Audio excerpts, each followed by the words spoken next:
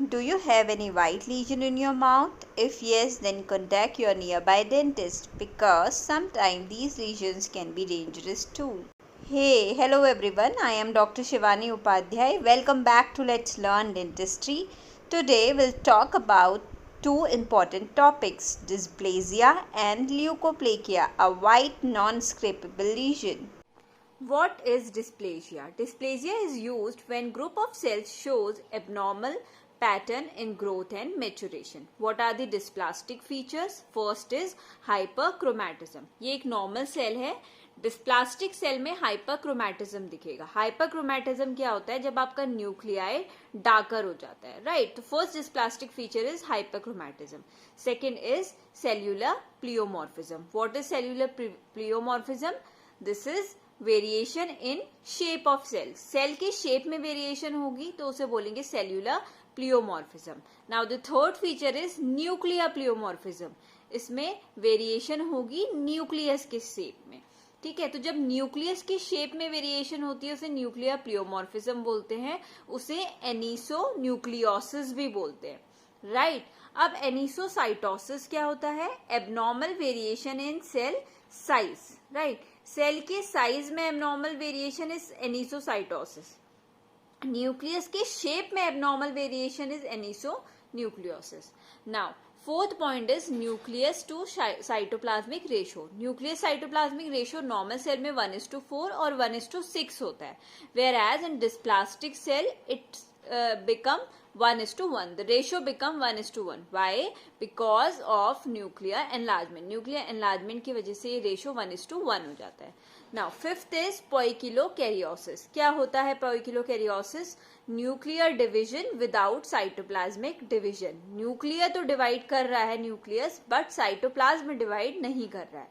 ये क्या बनाती हैं? Giant cells, right? So all giant cells shows dysplasia. Now let's start with leukoplakia. See, leukoplakia is most common non-scrapable, this is important, non-scrapable white lesion. ये एक white lesion है जो non-scrapable है, right? So term coined by Squemer, most common precancerous lesion है. तो ये most common non-scrapable white lesion है और most common precancerous lesion है, right? Now इसकी most common site होती है buccal mucosa. Now we will know about order of occurrence of leukoplakia. Leukoplakia का occurrence का order क्या है? तो सबसे ज्यादा ये हमें देखने को मिलेगा, मतलब जो most common site होगी occurrence की वो buccal mucosa, उसके बाद mandibular vestibule area, then maxillary gingiva, then mandibular gingiva, after that tongue, after that floor of mouth, and last is lower lip. Lower lip में ये लीस्ट कॉमन होता है, right? तो ये तो था order of occurrence of leukoplakia. अब इसमें नेक्स्ट चीज क्या आती है? Probability of dysplasia. ठीक है, कौन सी साइट ऐसी है जहां पर जो ल्यूकोप्लेकिया अगर वहां हुआ तो उसमें हाई रिस्क होगा, वो डिस्प्लास्टिक फीचर्स शो करेगा और हाई रिस्क ल्यूकोप्लेकिया होगा. ठीक है, तो जैसे फ्लोर ऑफ माउथ है, दो फ्लोर ऑफ माउथ का ऑर्डर ऑफ अकरेंस कम होता है, फ्लोर ऑफ माउथ में कम देखने को मिलता है, लेकिन अगर ये फ्लोर ऑफ माउथ में होगा तो ये हाई रिस्क ल्यूकोप्लेकिया होगा. ठीक है, उसमें प्रोबेबिलिटी क्या होगी? डिस्प्लास्टिक फीचर्स की होगी, कैंसरस कंडीशन में जाने की प्रोबेबिलिटी ज्यादा होगी, तो उसकी प्रोग्नोसिस पुअर होगी. ठीक है, तो फ्लोर ऑफ माउथ में हाई रिस्क ल्यूकोप्लेकिया होता है. उसके बाद tongue, lower lip, then mandibular gingiva, after that buccal mucosa, after that mandibular vestibule area, and last is maxillary gingiva. अगर maxillary gingiva में ल्यूकोप्लेकिया होगा तो उसकी प्रोग्नोसिस गुड होती है. ठीक है, now why leukoplakia appears white. ठीक है, तो it appears white due to cornified layer, that is keratin layer, which imbibes water. Okay, so it appears white due to keratin layer. Now etiology of leukoplakia. First is tobacco smoke. Tobacco smoke ये leukoplakia का reason है. Tobacco smokes में 300 carcinogens होते हैं, जिसमें से MCQ में आ सकता है मोस्ट इंपॉर्टेंट कार्सिनोजेन कौन सा है, तो वो है N nitrosonornicotine, right? Now second is NNK4 methyl nitroso amino 1,3 pyridyl 1 butanone. ठीक है, तो ये दो इंपॉर्टेंट कार्सिनोजेंस हैं जो याद रखने हैं. नाउ सिगरेट्स दो टाइप की होती हैं, low tar cigarettes and high tar cigarettes, right. Cigarettes tar produce करती हैं।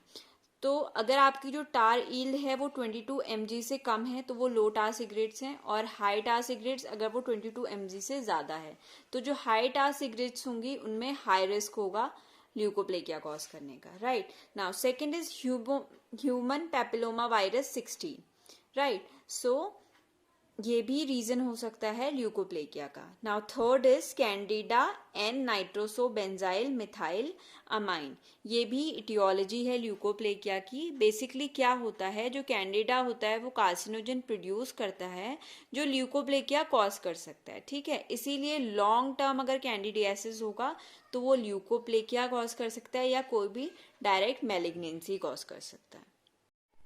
Now see malignant transformation rate, okay. So basically क्या होता है, मैलिग्नेंट ट्रांसफॉर्मेशन रेट में दो टाइप के ल्यूकोप्लेकिया होते हैं, होमोजेनस एंड नॉन होमोजेनस। जो होमोजेनस होते हैं वो कंप्लीट वाइट लीजन होते हैं, उनमें कोई भी रेड कंपोनेंट नहीं होता। जो नॉन होमोजेनस होते हैं वो स्पेकल टाइप होते हैं, नोड्यूलर टाइप, जिनमें रेड एंड व्हाइट लीजन दोनों होता है, राइट। सो मैलिग्नेंट ट्रांसफॉर्मेशन रेट किसका ज्यादा है, दिस नॉन होमोजेनस टाइप का।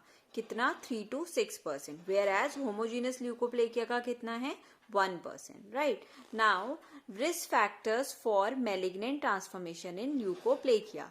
ल्यूकोप्लेकिया का मैलिग्नेंट ट्रांसफॉर्मेशन हो उसके रिस्क फैक्टर्स क्या होते हैं। तो सबसे पहले वुमेन में चांसेस ज्यादा होते हैं, ठीक है। लॉन्ग ड्यूरेशन, अगर ल्यूकोप्लेकिया लॉन्ग ड्यूरेशन का है तो वो मैलिग्नेंट ट्रांसफॉर्मेशन शो कर सकता है। थर्ड इज नो हैबिट्स नहीं है, टोबैको एंड ऑल, फिर भी हो रहा है, मैलिग्नेंट ट्रांसफॉर्मेशन के रेट ज्यादा हैं। क्यों, HPV ह्यूमन पैपिलोमा वायरस की वजह से, right. Now location, floor of mouth और वेंट्रल सरफेस ऑफ टंग। आपको पहले बताया था फ्लोर ऑफ माउथ और जो टंग होते हैं वहां प्रोबेबिलिटी ऑफ डिस्प्लेजिया सबसे ज्यादा होती है, ठीक है। तो इनका मैलिग्नेंट ट्रांसफॉर्मेशन रेट भी ज्यादा होता है, तो ये चीज लोकेशन में भी डिपेंड करती है। Now next is non homogeneous, जिसका मैलिग्नेंट ट्रांसफॉर्मेशन रेट ज्यादा है। प्रेजेंस ऑफ कैंडिडा, कैंडिडियासिस भी कॉज कर रहा है ल्यूकोप्लेकिया, तो इसका भी मैलिग्नेंट ट्रांसफॉर्मेशन रेट ज्यादा हो सकता है इसकी वजह से। And presence of dysplastic features. Now next is oral leukoplakia staging which was given by vendor wall, ठीक है। इसमें सबसे पहले स्टेजिंग से पहले आप लोग ये समझो साइज ऑफ ल्यूकोप्लेकिया, ठीक है। अगर L1 है तो साइज कितना होगा, 2 सेंटीमीटर, ठीक है। अगर L2 है तो 2 to 3 सेंटीमीटर, और अगर L3 है तो equals to or more, it would be more than 4 centimetre, ठीक है। तो 2 to 3 और मोर than 4 centimetre, L1, L2, L3। अब P इज पैथोलॉजी, P0 मतलब कोई पैथोलॉजी नहीं है, there is no dysplasia, and P1 is dysplasia.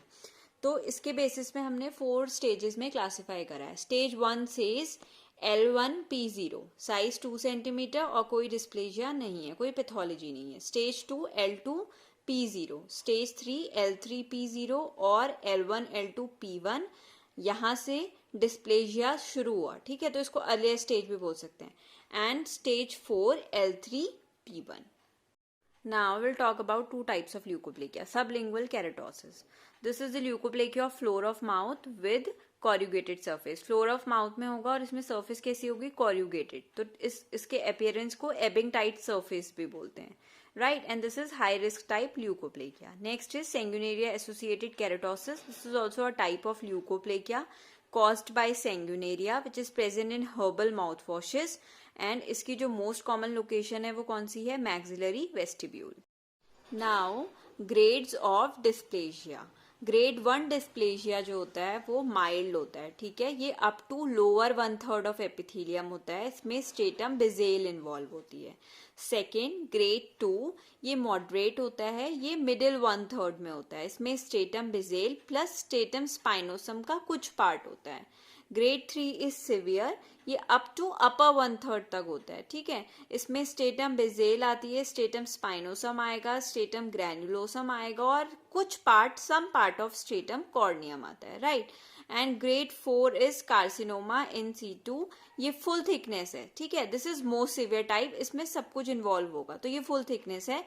But इसमें जो बेजल मेम्ब्रेन होगी वो क्या होगी, इंटैक्ट रहती है। आपको पता है बेजल मेम्ब्रेन कनेक्टिव टिश्यू और एपिथेलियम को सेपरेट करती है, राइट। तो कार्सिनोमा इन सीटू में बेसल मेम्ब्रेन इंटैक्ट है। जब ये कार्सिनोमा में कन्वर्ट होता है तो क्या होता है, इन्वेजन हो जाता है कनेक्टिव टिश्यू में, ठीक है। तो बेसल मेम्ब्रेन इंटैक्ट नहीं रहती है, इसीलिए इसको कार्सिनोमा इन सीटू बोला है, क्योंकि इसमें बेसल मेम्ब्रेन इंटैक्ट है। और सिर्फ 50% ल्यूकोप्लेकिया जो होते हैं वो सारे डिस्प्लेजिया के फीचर्स को शो करते हैं। तो 50% leukoplakia will show dysplasia.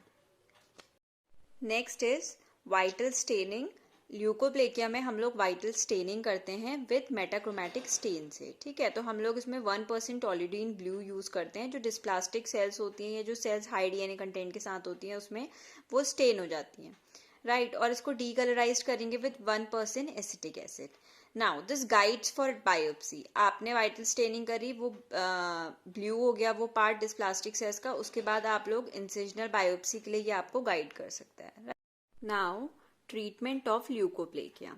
First is chemo prevention. इसमें क्या होता है, बीटा कैरोटीन हम लोग यूज करते हैं, वो एक नेचुरल प्रिकर्सर है विटामिन ए का और वेल टॉलरेबल है। वेयर एज ट्रिटेनॉइन ये सिंथेटिक फॉर्म होती है विटामिन ए की, और ये क्या कॉज करती है, म्यूकोसाइटिस, मूड चेंजेस, और इसका इफेक्ट होता है लिवर फंक्शन में, ठीक है। तो बेसिकली हम लोग बीटा कैरोटीन यूज करेंगे जो नेचुरल प्रिकर्सर है विटामिन ए का। नेक्स्ट इज विटामिन ई, इसका सिनर्जिस्टिक इफेक्ट होता है, तो हमें इसको विटामिन ए के साथ यूज करते हैं। नेक्स्ट इज विटामिन सी, ये प्रिवेंट करता है कन्वर्जन ऑफ नाइट्राइट टू नाइट्रोसोमाइड्स में। फोर्थ इज फोटोडायनेमिक थेरेपी, इसमें reactive singlet oxygen, nascent oxygen होती है जो डैमेज करती है टिश्यू को। फिफ्थ इज ग्रीन टी, जिसमें एपी गैलोकैटेचिन गैलेट होता है जो एक एंटीऑक्सीडेंट है और इसकी फ्री रेडिकल स्कैवेंजर एक्टिविटी है। And six is oral lycopene, जो हम 8 mg पर डे यूज करते हैं। ये बेसिकली एक कैरोटिनॉइड है जो टोमेटोज में दिखता है और ये एक एंटीऑक्सीडेंट होता है, right. So this is all about leukoplakia. This is all about today's topic. I hope you all like the content. If you like my video, please hit the like button, share it and subscribe my channel. Thank you so much.